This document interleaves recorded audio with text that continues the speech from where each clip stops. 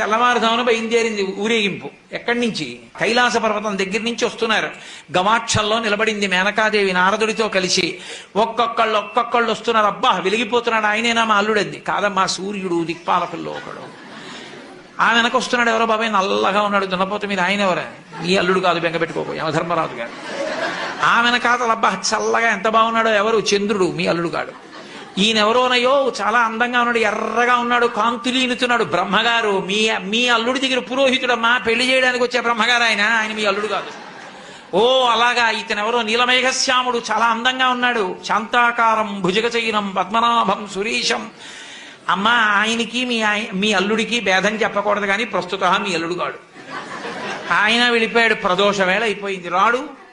వెడుతూనే ఉంది ఊరేగింపు. వస్తున్నారు మగపెళ్లివారు. అలా ఆఖరికి ఒక ఆయన వచ్చాడు. చుట్టూ భూతప్రేత పిశాచాలున్నాయి, ప్రమదగణాలున్నాయి, మధ్యలో దిగంబరంగా తాండవం చేస్తూ వస్తున్నాడు. అడగలేదు మేనకాదేవి ఆయన అల్లుడా అని. నారదుడే చెప్పాడు, ఆయనే మీ అల్లుడమ్మా అని మెట్లు దిగి వెళ్ళిపోయాడు. Download ShareChat.